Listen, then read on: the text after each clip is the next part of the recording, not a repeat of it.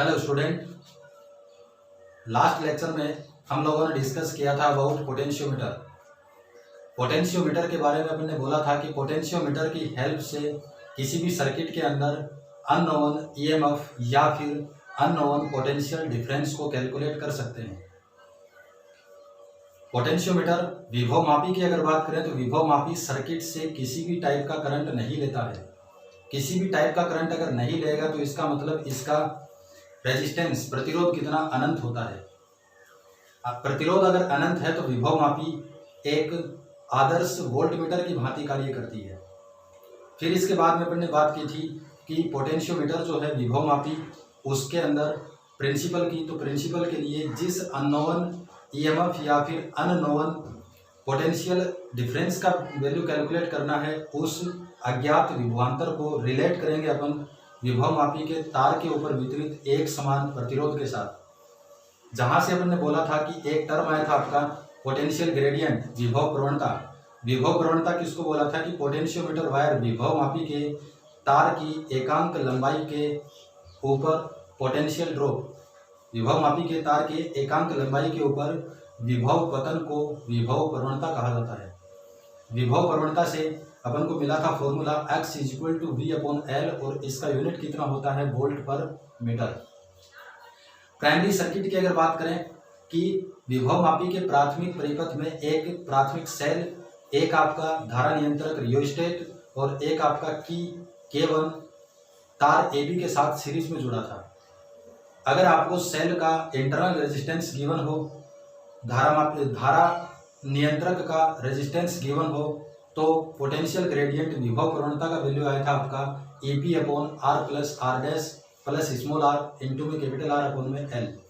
फिर इसके बाद में बात की थी अपन ने कि पोटेंशियल ग्रेडियंट विभव प्रवणता जो है वो किस के ऊपर डिपेंड करता है। वो डिपेंड करता है आपका करंट के ऊपर, डिपेंड करता है आपका रेजिस्टिविटी ऑफ मटेरियल, तार की या फिर तार के पदार्थ के ऊपर डिपेंड करता है, और डिपेंड करता है आपका तार के क्रॉस सेक्शनल एरिया, अनुप्रस्थ काट क्षेत्रफल के ऊपर डिपेंड करता है। अगर आपका सेल का इंटरनल रेजिस्टेंस 0 हो और रियोस्टेट का रेजिस्टेंस R' का वैल्यू 0 हो तो विभव प्रवणता का मान जो है वो आपका रेजिस्टिविटी ऑफ मटेरियल और क्रॉस सेक्शनल एरिया पर डिपेंड नहीं करेगा। फिर इसके बाद में बात की थी सावधानियों के बारे में कि विभव मापी की सावधानियां कौन कौन सी होती है। सावधानियों में अपन ने बोला था कि विभव मापी के प्राथमिक परिपथ के अंदर जो सेल जुड़ा होता है उस सेल का विद्युत वाहक बल दूसरे सर्किट में जुड़े सेल के विद्युत वाहक बल से हमेशा अधिक होना आवश्यक है, वरना बैलेंसिंग लेंथ, संतुलन अवस्था प्राप्त नहीं होगी। फिर इसके बाद में सेकेंडरी सर्किट के अंदर जितने भी सेल या फिर इलेक्ट्रिकल उपकरण जोड़ते हैं उन सभी का पॉजिटिव टर्मिनल पॉइंट ए से जोड़ेंगे। फिर इसके बाद में थर्ड बोला था अपने प्रिकॉशन में, थर्ड के लिए बोलना अपन को कि बैलेंसिंग लेंथ को हमेशा पॉइंट ए से कैलकुलेट करेंगे, जॉकी को वायर के ऊपर रगड़ के नहीं चलाएंगे और वायर के अंदर ज़्यादा टाइम तक करंट फ्लो भी नहीं करेंगे। इसके बाद में अपन ने डिस्कस किया था स्टैंडर्डाइजेशन ऑफ पोटेंशियोमीटर, विभव मापी का मानकीकरण। मानकीकरण के लिए बोलना अपन को कि विभव मापी के तार का एग्जैक्ट विभव प्रवणता ज्ञात करना मानकीकरण कहलाता है। मानकीकरण के लिए मानक सेल का यूज करते हैं, और मानक सेल किसको बोलेंगे, वो सेल जिसका विद्युत वाहक बल अपन को पता हो और जिसका विद्युत वाहक बल लंबे समय तक कांस्टेंट बना रहे, नियत रहे। यूज किया था अपन ने कैडमियम और डैनियल सेल का। कैडमियम सेल का 20 डिग्री सेंटीग्रेड के ऊपर पोटेंशियल होता है 1.0186 वोल्ट और डैनियल सेल का होता है 1.08 वोल्ट। इसके बाद में अपन ने बात की थी कि इस पोटेंशियोमीटर विभव मापी की सुग्राहिता किस बात पर डिपेंड करती है। डायरेक्टली विभव मापी की सुग्राहिता इन्वर्सली प्रोपोर्शनल होता है विभव प्रवणता के।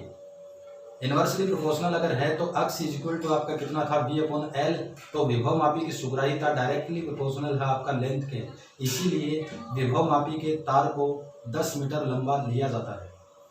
इसके बाद में अपन ने डिस्कस किया था कि विभव मापी के अनुप्रयोग के बारे में। विभव मापी के अनुप्रयोग की अगर बात करें तो पहला प्रयोग था कि किसी भी सेल का आंतरिक प्रतिरोध ज्ञात करना। किसी भी सेल का आंतरिक प्रतिरोध, जहाँ से फॉर्मूला मिला था आपको small r is equal to L1 minus L2 upon में L2 इंटू में कैपिटल R, जहाँ पर स्मॉल r इंटरनल रेजिस्टेंस था, L1 जो था वो आपका सेल दूसरे सर्किट में जुड़े सेल के लिए बैलेंसिंग लेंथ था, और L2 जो था वो आपका नॉन रेजिस्टेंस के अक्रॉस पोटेंशियल डिफरेंस के लिए बैलेंसिंग लेंथ, और कैपिटल R आपका ज्ञात प्रतिरोध था।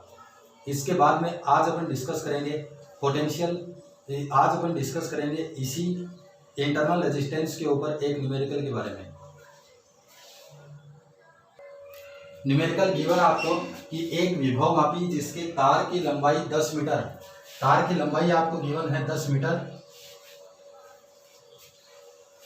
प्रतिरोध, तार का प्रतिरोध कैपिटल R आपको गिवन है 10 ओम, को 2 वोल्ट विद्युत वाहक बल, यह है आपका प्राथमिक परिपथ में जुड़ा सेल का विद्युत वाहक बल EP, तथा आंतरिक प्रतिरोध, सेल का आंतरिक प्रतिरोध स्मॉल r प्रतिरोध की एक बैटरी से श्रेणी क्रम में जुड़ा है। एक सेल के लिए संतुलन लंबाई, सेल के लिए संतुलन लंबाई जो है वो आपका है L1 5 मीटर। जब सेल से 0.1 एम्पियर की धारा प्रवाहित हो, सेल से धारा कितनी प्रवाहित हो रही है आपकी 0.1 एम्पियर की धारा प्रवाहित करें, तो उस टाइम पर संतुलन लंबाई जो है वो मिल रहा है आपको L2। तो सेल का आंतरिक प्रतिरोध ज्ञात करना है, सेल का आंतरिक प्रतिरोध ज्ञात करना है। जो वैल्यूज गिवन है उसको लिख लेते हैं अपन। यहाँ पर वैल्यूज में आपको गिवन है तार की लंबाई L is equal to 10 metre है, तार का प्रतिरोध R is equal to 10 ohm है, प्राथमिक परिपथ में जुड़े सेल का विद्युत वाहक बल 2 वोल्ट है, आंतरिक प्रतिरोध small r is equal to 2 ohm है, सेल के लिए संतुलन लंबाई L1 का वैल्यू आपको गिवन है 5 मीटर, और जब धारा प्रवाहित करें अपन I का वैल्यू कितना है, धारा 0.1 एम्पियर, धारा प्रवाहित करने पर संतुलन लंबाई जो है वो मिल रहा है आपको 4 मीटर। ये वैल्यूज आपको गिवन है और इन वैल्यूज से अपन को कैलकुलेट करना है आंतरिक प्रतिरोध स्मॉल r का वैल्यू आपको कैलकुलेट करना है। सबसे पहले अगर बात करें तो इन वैल्यूज से अपन को फाइंड करना है कि इस विभव मापी के तार पर विभव प्रवणता कितनी होगी। यहाँ पे लिख लें अपन विभव मापी के तार पर विभव प्रवणता। विभव प्रवणता के लिए बोला था आपको कि यदि प्राथमिक सेल में, प्राथमिक परिपथ में सेल जो है वो गिवन हो, आपको सेल का EMF गिवन हो, तार का रेजिस्टेंस गिवन हो, सेल का आंतरिक प्रतिरोध गिवन हो और रियोस्टेट का प्रतिरोध गिवन हो, तो उस कंडीशन में फॉर्मूला होता है आपका EP अपॉन में R plus R dash plus small r और इंटू में कैपिटल R अपॉन में L। यहाँ पर आपको गिवन है EP का वैल्यू, R का वैल्यू, स्मॉल r का वैल्यू, कैपिटल L का वैल्यू। R डैश गिवन नहीं है तो R डैश को बोल देंगे अपन कि R डैश आपका कितना है 0। इन वैल्यूज को इसमें पुट करेंगे तो ये आएगा x is equal to EP का वैल्यू आपको गिवन है 2 अपॉन में R का वैल्यू, कैपिटल R का वैल्यू है आपका 10 प्लस R डैश 0 है और स्मॉल r का वैल्यू आपका 2 और इंटू में कैपिटल R का वैल्यू कितना है 10 और कैपिटल L का वैल्यू कितना है 10। ये इससे cancel out, x is equal to बच गया आपका 2 अपॉन में 20, जहाँ से वैल्यू आएगा 0.1 वोल्ट पर मीटर। विभव प्रवणता का वैल्यू मिल गया आपको 0.1 वोल्ट पर मीटर मिल गया। फिर इसके बाद में कैलकुलेट करना अपन को, ये आएगा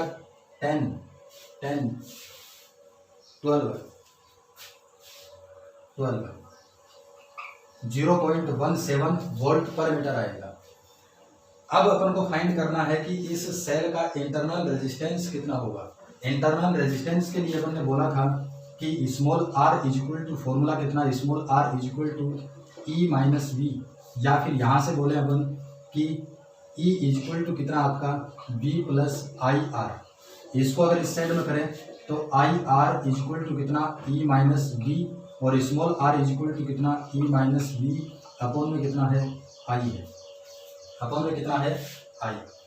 यहाँ से अपन ने बोला था कि सेल के लिए लंबाई आपका L1 हो, संतुलित लंबाई L1 हो तो E is equal to x L1 और विभव पतन के लिए लंबाई आपका L2 हो तो V इक्वल टू कितना XL2। इन वैल्यूज को अगर पुट करें तो R इक्वल टू कितना आएगा आपका XL1 माइनस XL2 और अपॉन में कितना अपॉन में I। Small r equal to अगर लिखेंगे तो स्मॉल r इक्वल टू ये है आपका कितना x common L1 minus L2 और अपॉन में कितना बच गया I बच गया। इस फॉर्मूले में वैल्यूज को पुट करेंगे, वैल्यूज को अगर पुट करें तो आंसर कितना आएगा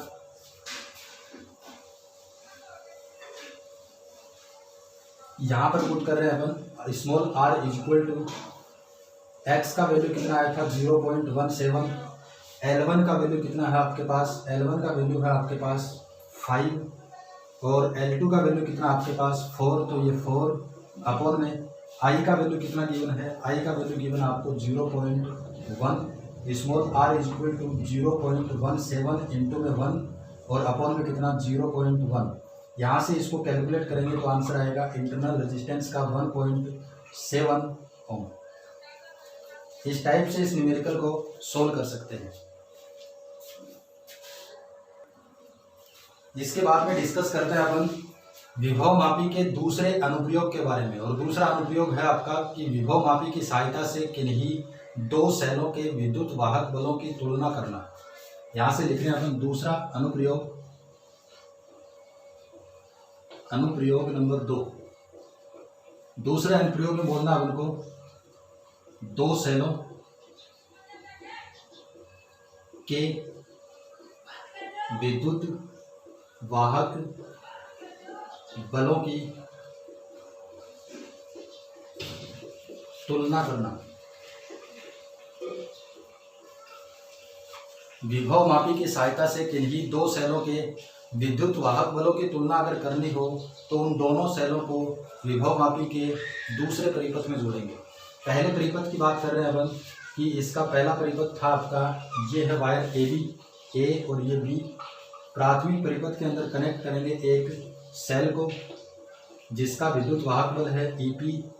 ये है आपका एक रियोस्टेट और रियोस्टेट के साथ में कनेक्ट कर दिया एक की केवल इस तरीके से, जिसको बोलेंगे अपन प्राथमिक परिपथ।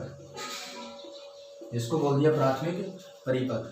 जिन दो सेलों के विद्युत वाहक बलों की तुलना करनी है उन दोनों सेलों को द्वितीयक परिपथ में जोड़ेंगे। और द्वितीयक परिपथ में अगर जोड़ते हैं तो जितने भी सेल जोड़ेंगे उन सभी सेलों के पॉजिटिव टर्मिनल को हमेशा पॉइंट A से जोड़ेंगे। यहाँ से बोल रहे हैं अपन कि एक सेल जोड़ रहे हैं अपन ये प्लस माइनस, इस सेल का विद्युत वाहक बल कितना मान लिया P1 है। और इसी के साथ में दूसरा सेल जोड़ रहे हैं अपन यहाँ पर प्लस माइनस, और इस दूसरे सेल का विद्युत वाहक बल कितना मान लिया E2 है। पहले सेल का विद्युत वाहक बल E1, दूसरे का कितना E2। दोनों सेलों के पॉजिटिव टर्मिनल को कनेक्ट करेंगे पॉइंट नंबर 1 से, पॉइंट A से, और दोनों सेलों के नेगेटिव टर्मिनल के लिए सेल E1 का नेगेटिव टर्मिनल जो है उसको कनेक्ट करेंगे द्विमार्गी कुंजी के टर्मिनल नंबर 1 से। सेल E2 के नेगेटिव टर्मिनल को कनेक्ट करेंगे द्विमार्गी कुंजी के टर्मिनल नंबर 2 से। द्विमार्गी कुंजी के अंदर टोटल द्विमार्गी कुंजी के टर्मिनल 3 से कनेक्ट करेंगे और द्विमार्गी कुंजी का टर्मिनल नंबर 2 बच गया। इस 2 को कनेक्ट करेंगे अपन गैल्वेनोमीटर और ज्योति से। द्विमार्गी कुंजी जो है उसके अंदर 3 टर्मिनल होते हैं इस टाइप से।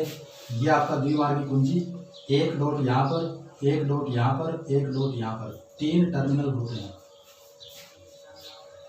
द्विमार्गी कुंजी के टर्मिनल 1 से जोड़ दिया सेल E1 का नेगेटिव टर्मिनल, पॉइंट 3 से जोड़ दिया अपन ने सेल E2 का नेगेटिव टर्मिनल, और द्विमार्गी कुंजी के टर्मिनल 2 से जोड़ दिया एक गैल्वेनोमीटर और एक ज्योति। अब प्रोसेस में क्या करना है अपन को, मान के चल रहे हैं यहाँ पर माना विभव मापी के तार की विभव प्रवणता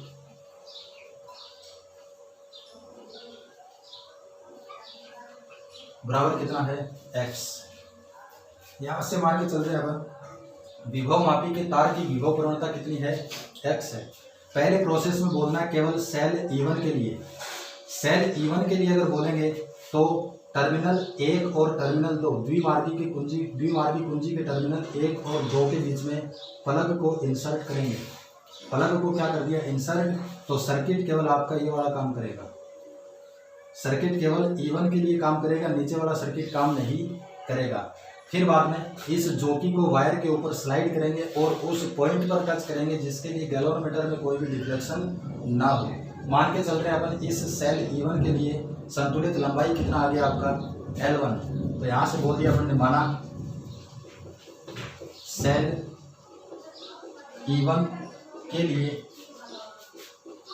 संतुलित लंबाई कितना हो गया आपका L1। विभव मापी के सिद्धांत से लिख रहे हैं अपन, विभव मापी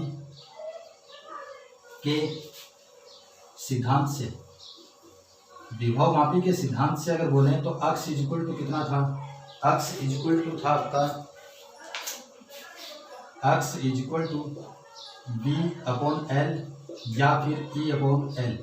इस L को अगर इस साइड करें तो E इक्वल टू आएगा आपका XL। सेल E1 की बात कर रहे हैं तो E की जगह पुट करेंगे E1 और लेंथ की जगह पुट करेंगे बैलेंसिंग लेंथ L1, तो यहाँ से कितना हो जाएगा आपका E1 इक्वल टू XL1, समीकरण नंबर 1। ये अपना पहला प्रोसेस कंप्लीट हो गया। अब करेंगे बात दूसरे प्रोसेस की। दूसरे प्रोसेस के लिए क्या करना है आपको, दूसरे प्रोसेस के लिए इस प्लग को 1 और 2 टर्मिनल से हटाएंगे और द्विमार्गी कुंजी के टर्मिनल 2 और 3 के बीच में लगाएंगे। 2 और 3 के बीच में प्लग को इंसर्ट करते ही सेल आपका ये वाला काम करेगा, ये वाला सेल इस बार काम नहीं करेगा। तो इस सेल के लिए, इस सेल E2 के लिए जोकी को स्लाइड करेंगे और स्लाइड करके बैलेंसिंग लेंथ फाइंड करेंगे। मान के चल रहे हैं फिर, माना सेल E2 के लिए संतुलित लंबाई सेल E2 के लिए संतुलित लंबाई कितना है आपका L2। तो यहाँ से अपन को पता है कि we know that x equal to E upon L होता है। इसको इस साइड में करें तो E इक्वल टू कितना आएगा XL। EMF कितना है आपका, EMF है E2 इक्वल टू x और बैलेंसिंग लेंथ है आपका L2, तो L की जगह पुट कर देंगे L2। समीकरण नंबर कितना हो गया 2। अब इस समीकरण 1 और 2 को डिवाइड करेंगे। यहाँ पे लिख रहे हैं अपन समीकरण 1 और डिवाइड करना है समीकरण 2। समीकरण 1 को 2 में डिवाइड करें तो लेफ्ट साइड को, लेफ्ट साइड में E1 upon E2 equal to right side आपका XL1 अपॉन में XL2। x से x कैंसिल आउट, फॉर्मूला आएगा आपका E1 upon E2 equal to L1 upon L2, L1 upon L2। यहाँ से दो सेलों के विद्युत वाहक बलों की तुलना अपन ने की है, तो दोनों सेलों के विद्युत वाहक बलों का अनुपात दोनों सेलों की संतुलित लंबाइयों के अनुपात के बराबर होता है। आज के लिए बस इतना ही। Thank you.